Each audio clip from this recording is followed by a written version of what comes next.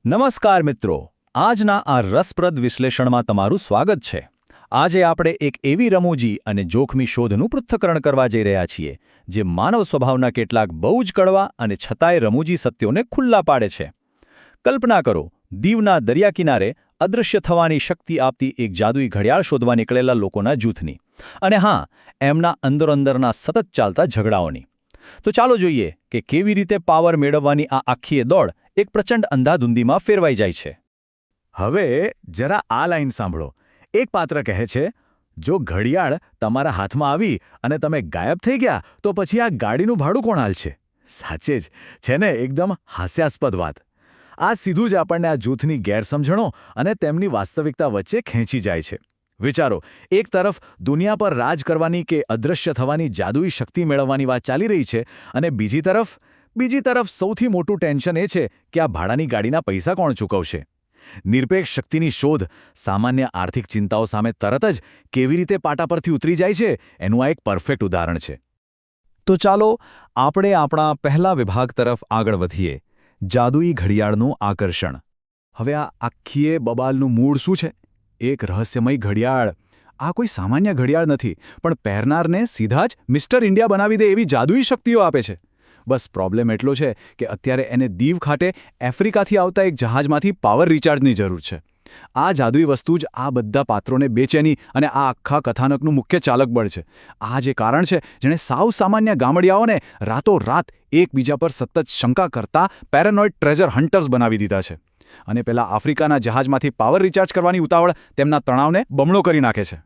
અહીં તમને વાર્તાનો સૌથી મોટો વિરોધાભાસ જોવા મળશે. એક તરફ જુઓ તો એમનું અંતિમ લક્ષ્ય શું છે? અદૃશ્ય થવાની શક્તિ મેળવવી. અદ્ભુત, રાઈટ? પણ જમીન પરની હકીકત જુઓ. એમની તાત્કાલિક અડચણ છે ગાડીના ભાડા માટે ઝઘડવું અને ગુસ્સામાં આવીને ભાડાની ગાડીના કાચ તોડી નાખવાની ધમકીઓ આપવી. આ બતાવે છે કે ગમે તેટલો મોટો અને સુપરનેચરલ ગોલ કેમ ન હોય, વાસ્તવિક દુનિયાના સાવ સામાન્ય રોજિંદા ઝઘડાઓ માણસનો અસલી સ્વભાવ છતો કરી જ દે છે. એમની એ નાની નાની માથાકૂટો જ એમના મૂળ લક્ષ્યને સાવ ભટકાવી દે છે. હવે આપણે જોઈએ વિભાગ 2, અવિશ્વાસને કારણે શોધમાં વિલંબ. અહીંયાથી વાર્તા નવો જ વળાંક લે છે. એકવાર આ લોકો દરિયા કિનારે પહોંચી જાય પછી શું થાય છે એ બહુ રસપ્રદ છે. એમની શોધ સંપૂર્ણપણે થંભી જાય છે. કેમ? કારણ કે હવે સહકારની જગ્યા શંકાએ લઈ લીધી છે. ભાઈ એવો છે કે જો કોઈ એકને ઘડિયાળ મળી ગઈ તો એ ગાયબ થઈને સીધો પાકિસ્તાન ભાગી જશે. દગો થઈ જવાના ડરથી કોઈ એકબીજાની સાથે ચાલવા પણ તૈયાર નથી. વાતમાં એકબીજાને કૂતરા અને શિયાળ કહેવાય છે. અને જો કોઈ ભૂલથી પણ અલગ અલગ દિશામાં શોધવાનું સૂચન કરે ને તો પણ એવું જ માનવામાં આવે છે કે આ ઘડિયાળ ચોરવાની કોઈ મોટી જાળ છે.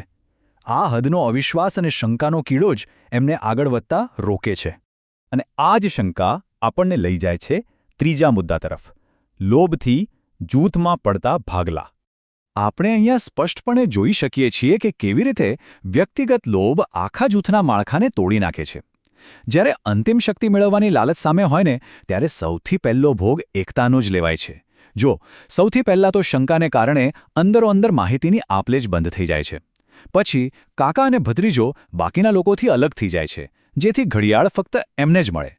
અને વાત અહીંયા નથી અટકતી. સભ્યો એકબીજાથી છુપાઈને ફરે છે અને પોતાના જ બનાવેલા નવા નાના ગઠબંધનોને પણ પળવારમાં છેતરી જાય છે. ખરેખર લોભ માણસની શું નથી કરાવતો. હવે આવે છે મારો ફેવરેટ ભાગ, વિભાગ 4, સ્લેપસ્ટિક કોમેડીથી વધતો તણાવ. કારણ કે સર્જકોએ અહીંયા માત્ર ડ્રામા નથી રાખ્યો, કોમેડીનો જબરદસ્ત તડકો લગાવ્યો છે. આ આખો ઘટનાક્રમ જરા જુઓ, કેવી રીતે વસ્તુઓ ગંભીર થતી જાય છે. શરૂઆતમાં તેઓ એકબીજાને ડરાવવા માટે દીવના દરિયામાં અસ્તિત્વમાં જ ન હોય તેવા દરિયાઈ ડાયનાસોર પાસે ફેંકી દેવાની ધમકીઓ આપે છે. જેમ જેમ દિવસ આગળ વધે છે, બપોર સુધીમાં તો તેઓ ભૂખ્યા, તરસ્યા અને થાકેલા હાલતમાં રેતી પર નિરર્થક ભટકવા માંડે છે. અને પછી આવે છે આખી વાર્તાની સૌથી મોટી ચરમસીમા. જ્યારે ખરેખર એમને ટાર્ગેટ મળી જાય છે ત્યારે એક પાત્ર જાદુઈ ઘડિયાળને જીવતો બોમ્બ સમજી બેસે છે અને ગભરાઈને તેને સીધી જ દરિયામાં જ ફેંકી દે છે. તણાવને વધારવાની આ સ્લેપસ્ટિક કોમેડી ખરેખર અદ્ભુત છે. આને આમ આપણે પહોંચીએ છીએ આપણા 5મા અને અંતિમ પડાવ પર. દરિયાએ તેની વસ્તુ પાછી લઈ લીધી. આ બધી જ રમૂજી અને ગાંડી અંધાધૂંધી વચ્ચે મફુજી નામના પાત્રનું આ એક વાક્ય ખરેખર બહુ જ ગહન સત્ય ઉજાગર કરે છે. એ કહે છે, આ ઘડિયાળ રહી હોત ને તો આપણા ગામમાં રાગ નામની વસ્તુ મટી જાત. એટલે કે સંપ જ ના રહેત. આ સાંભળીને સમજાય છે કે ઘડિયાળની માત્ર હાજરી અને તેનાથી ઉત્પન્ન થયેલો લોભ એ જ તેમના સમુદાય અને તેમની એકતા માટે સૌથી મોટો ખતરો હતો. જે શક્તિની તેઓ આટલી મરણતોલ કામના કરતા હતા, હકીકતમાં તે જ તેમના સંબંધોનો સર્વનાશ કરી રહી હતી. હવે વાર્તામાંથી થોડા બહાર આવીએ અને વાસ્તવિકતા સાથે જોડાઈએ.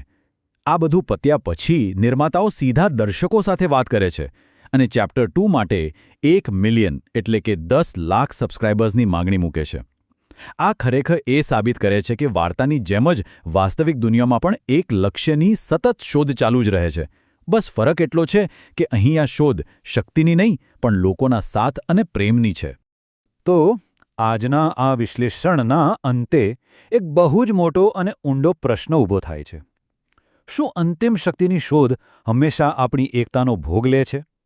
શું લક્ષ્ય પ્રાપ્તિની શક્તિ ખતરનાક છે કે પછી તેને મેળવવાની દોડમાં આપણા માનવીય સંબંધો અને વિશ્વાસનું જે પતન થાય છે તે વધારે ખતરનાક છે? જરા વિચારજો આના પર. આ માત્ર કોઈ કોમેડી વાર્તા પૂરતો સીમિત પ્રશ્ન નથી, પણ આપણા બધાના સ્વભાવ પર એક મોટી ટિપ્પણી છે. આજના આ વિશ્લેષણમાં જોડાવા બદલ તમારો ખૂબ ખૂબ આભાર.